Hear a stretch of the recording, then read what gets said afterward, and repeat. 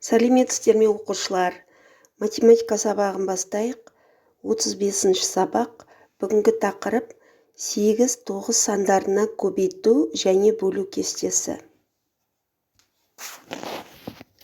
Балалар, бүгінгі сабағымыздың мақсаты 8 және 9-ға көбейту және бөлу кестесін құру және оны қолданып үйрену.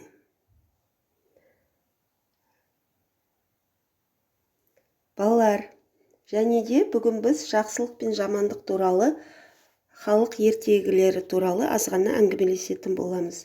Кәнеки балалар, қазақ ертегілерінде қандай кейіпкерлер бар? Мысалы, батырлар бейнесі, тазша бала, бұлар жақсы кейіпкерлерге жатады, солай ма? Ал мыстан кемпір, қу түлкі, бұлар жағымсыз кейіпкерлерге жатады.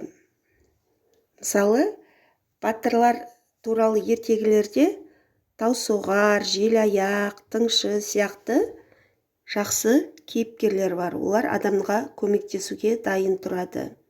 Сондықтан жақсы кейіпкерге жатады. Ал қарлығаштың құйрығы неге айыр деген ертегіде бұл жерде жылан, яғни айдаһар, ол жаман кейіпкерге жатады. Қарлығаш ол адамға көмектескендіктен жақсы кейіпкерге жатады. Міне жақсылық пен жамандық туралы ертегілер қазақ ертегілерінің ішінде көптеп кездеседі екен. Балалар, ендеше біз 8 және 9 сандарына көбейту кестесін жаттайық. 8 жердегі 8-ім 64, 8 жердегі 9-ым 72, 9 жердегі 8-ім де 72, яғни көбейткіштердің орнын ауыстырғанмен көбейтінді өзгермейді. 9 жердегі 9-ым 81, енді бөлумен байланыстырып қарайық. 64-ті 8-ге бөлгенде бөлінді 8. 72-нің 8-ге бөліндісі 9-ға тең. 81 мен 9-дың бөліндісі 9-ға тең. 72-ні 9-ға бөлгенде 8 шығады. Солай ма, балар? Біз неліктен 8 көбейту 8, ал 9-дың кестесін 9 көбейту 9 сандарынан бастадық. Өйткені оған дейінгі көбейтулерді біз өткен сабақтарда оқып тамамдадық. Кәнеки балалар, енді көбейту кестесін менімен бірге жаттаймыз. Алдымен 8-дің көбейту кестесі, содан соң 9-дың көбейту кестесі. 8 бірім 8, 8 екім 16, 8 жердегі 3-ім 24, 8 жердегі 4-ім 32, 8 жердегі 5-ім 40. Енді өздеріңіз айтып отырыңыздар, мен үнсіз отырамын, сендер айта қойыңыздар. 8 жердегі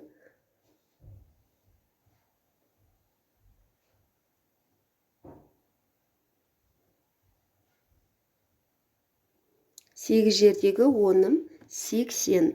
Мінеки 8-дің көбейту кестесін аяқтадық.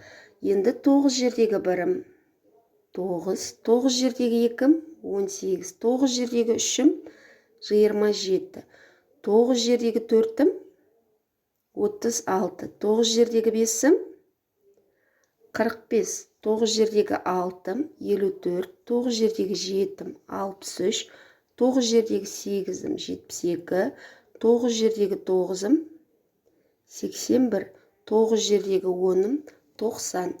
Енді әр жерден сұрайтын боламын 5-6 мысал. Сендер жатқа білесіңдер ме, жоқ па, байқайық. 9 жердегі 3-ім қанша, балалар? Кәнеки? 27.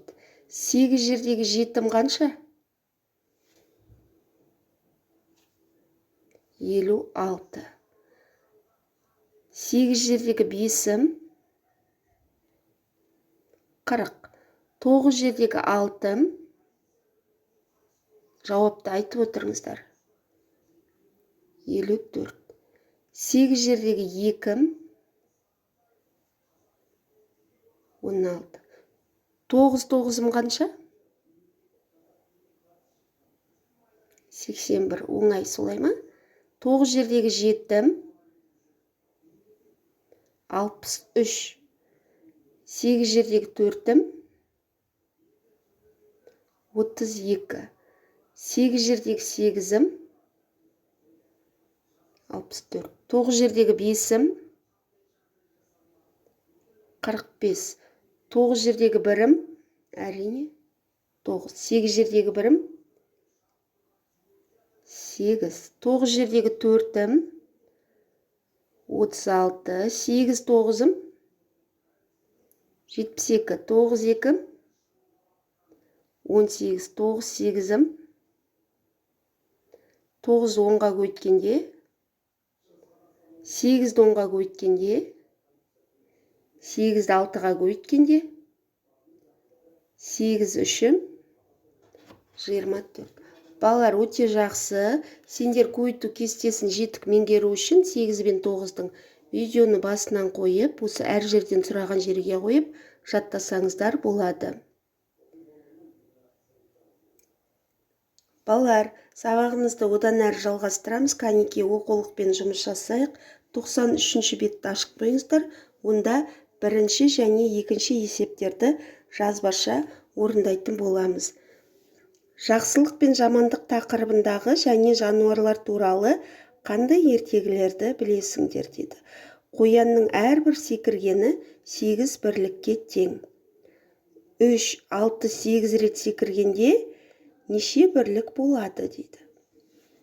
8-ге көйту және бөлу кестесін құрастыр және жаз дейді. Кәнеки 8-ге еселік сандарды атап шығайық қоянмен бірге. 8, 16, 24, оқыңыздар. 32, 40, 48, 56, 64, 72, 80. Енді балалар, екінші есепке қарайық. Қоянның әрбір секіргені бұл жерде 9 бірлікке тең. 3, 6, 8 рет секіргенде неше бірлік болады дейді. 9-ға көйту және бөлу кестесін толықтырып жаз дейді. Ал енді алдымен 9-ға еселік сандарды қоянмен бірге кәнеки атап шығайық. 9, 18, 27, 36, 45, 54, 63, 72, 81, 90. Өте жақсы. Бірінші және екінші есептерді дәптерге осылайша жаза қойыңыздар. 4 бұрыштың орнына бөлгішті жазасыздар, мәнін табасыздар. Өте жақсы балалар, сабақты одан әрі жалғастырайық. Балалар, келесі жазбаша тапсырма номері 3-ші есеп 93-ші бетте. 9 басты айдаһардың әр басы түскі асты 2 бәліштен жейді. Айдаһарлар қандай қомаға екен, иә? Айдаһар түскі асқа барлығы қанша бәліш жейді? Кәнеки, қалай табамыз? Барлығы 9 басы бар. Оның бір басы 2 бәліш жейтін болса, 9 басы қанша бәліш жейді? Есептің шешуін табу үшін қандай амал қолданамыз және жауабына жазамыз. Айдаһар түскі асқа барлығы осынша бәліш жейді деп толығымен жазамыз. Өте жақсы балалар, келесі жазбаша тапсырма 94-ші беттегі номері 5-ші тапсырма. Номер 5-ші тапсырмаға назар аударайық. 8 тобатайға 64 литр сүт құйылды. 32 литр сүтті құю үшін осындай қанша тобатай қажет? Тобатай деген бұл сүт құюға арналған ыдыс екен. Енді қараймыз. 8 тобатайға 64 литр құяды. Бұл жерде біз бір тобатайға қанша литр сүт құятынын білуіміз керек. Ол үшін 64-ті 8-ге бөлеміз. Сонда бір тобатайға қанша литр кететіндігі белгілі болды. Ал енді 32 литр неше тобатай сүт шығады 32 литрден? Мінеки, бұл есеп екі амалмен шығарылатын құрама есеп. Сондықтан осылайша шартын жазамыз моделін, одан соң шешуін және жауабын жазамыз. Балалар, келесі есепті орындау үшін біз көп таңбалы сандарды қосуды азайтуды қайталауымыз керек. Кәнекей назар аударайық. Мысалы, 423 мыңға 35 мыңды қосуымыз керек. Біз қалай орындаймыз?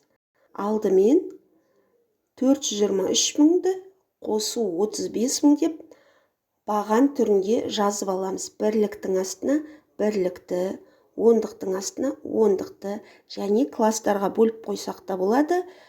Нүктенің астына нүкте жазылады, көрдіңіздер ме, классқа бөлінгенде?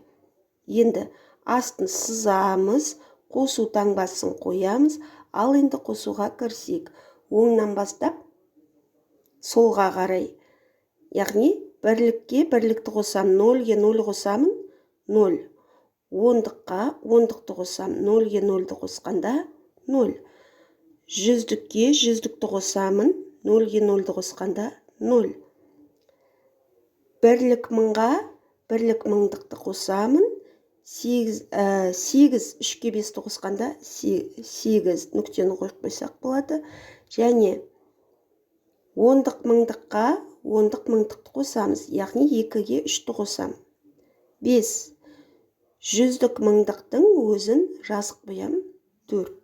Өрнектің мәні 458 мыңға тең. Естерімізге түсті ме?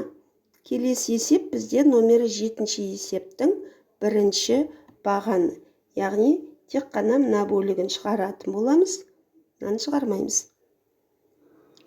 Дәптерге жазған кезде жазып аламыз.